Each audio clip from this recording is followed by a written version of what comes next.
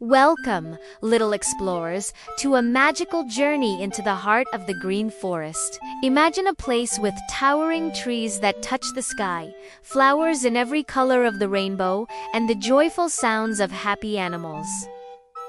It's a wonderful world, isn't it? In this amazing forest lived three friends who were as different as could be. Let me introduce you to them. First, there was Leo the lion.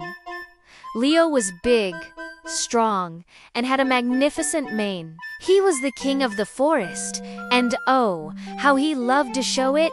He would often stand on the highest rock, take a deep breath, and let out a mighty roar that echoed through the trees. "I am the strongest animal here," Leo would proudly declare. "Everyone must listen to me." Leo was a good king, but sometimes his pride made him forget to be kind and to listen to the smaller voices in the forest. He thought being strong was all that mattered.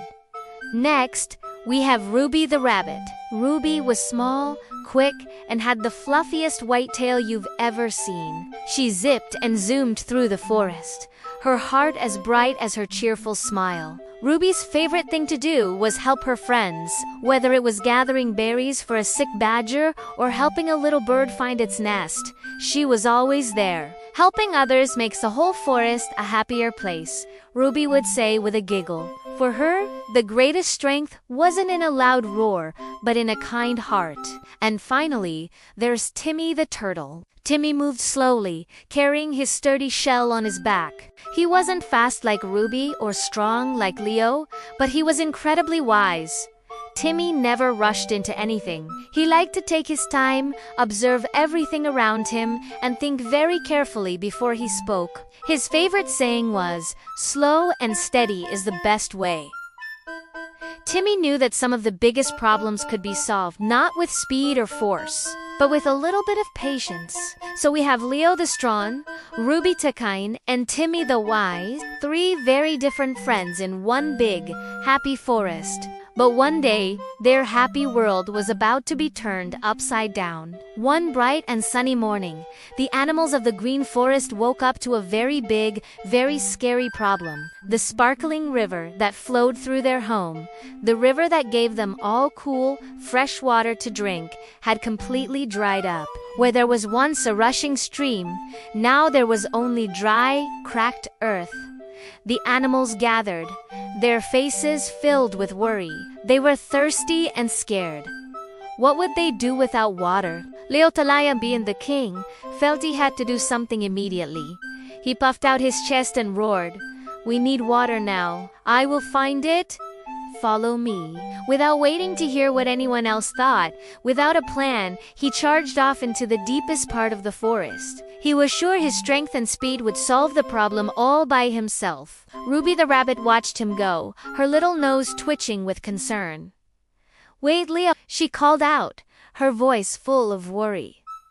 "We should work together. It's too big a problem for one person." But Leo was already too far away, lost in his own pride. He didn't hear her, or maybe he just chose not to listen. Meanwhile, Timmy the Turtle didn't panic.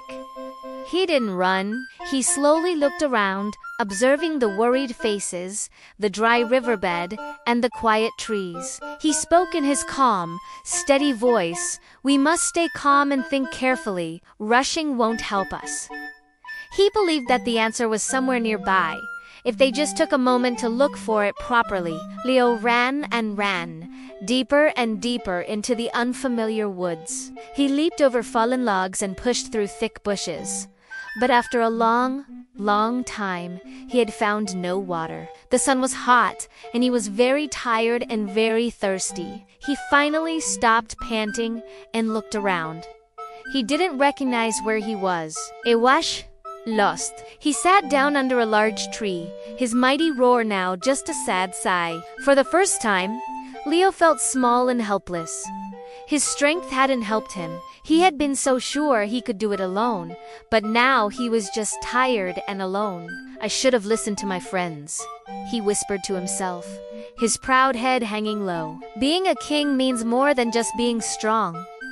But true friends never leave you behind. Ruby, with her kind heart, knew Leo might be in trouble. She raced through the forest, following his tracks, calling his name. Finally, she found him sitting all alone. She didn't say, "I told you so."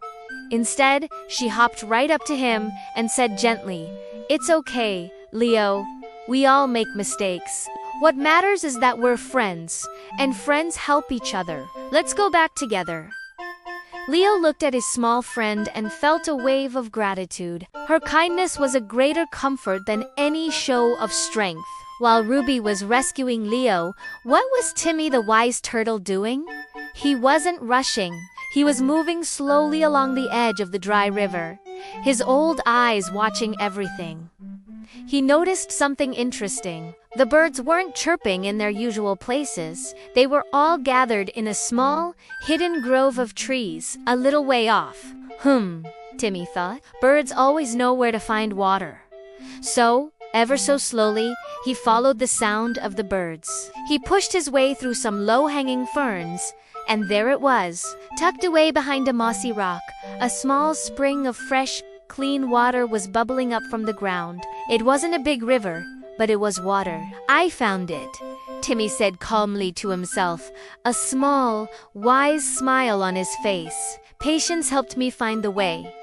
He had solved the problem not with speed or might, but with quiet observation and careful thought.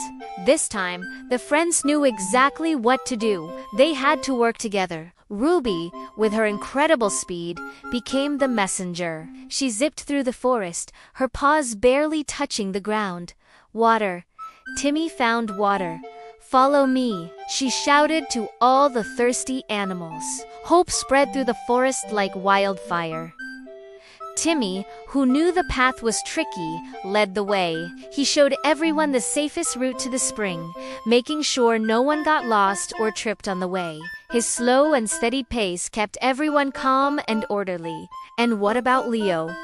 He had learned his lesson. He didn't try to be the boss. Instead, he asked, "How can I help?" His strength was finally put to good use. He moved heavy rocks that were blocking the spring, using his powerful muscles to clear a path for the water. He dug with his mighty paws, helping the small spring grow into a steady stream. Working together, they turned the little spring into a new source of water for the whole forest. Soon, the water trickled and then flowed, making its way back to the old riverbed. Before long, the river was full and sparkling again. All the animals cheered. They drank the cool, fresh water and celebrated their wonderful friends. Leo smiled, a real, happy smile this time. He looked at Ruby and Timmy and said, "Today, I learned that being strong isn't just about roaring. True strength is also about being kind, respectful, and knowing when to ask for help." Ruby giggled and added, "And I learned that when we help each other, we make everyone happier and stronger together." Timmy nodded his wise old head. "And I learned that patience and teamwork can solve even the biggest problems. Together, we are unstoppable." From that day on, things in the green forest were different. Leo still roared, but now he also listened. Ruby still helped everyone, but now she had a big, strong lion to help her. And Timmy still moved slowly, but everyone knew his wisdom was as valuable as any strength or speed. They always listened to each other and worked together as a team. The green forest became more peaceful and joyful than ever before. And so, my little friends, the story of Leo, Ruby, and Timmy teaches us some very important things. Remember to be kind like Ruby, patient like Timmy, and to use your strength for good, just like Leo learned to do. Always respect others, and remember that when we work together, there's nothing we can't achieve. Thank you for joining us on this adventure in the green forest. We hope you enjoyed the story. Don't forget to subscribe for more fun stories and adventures. Goodbye for now, and we'll see you in the next story.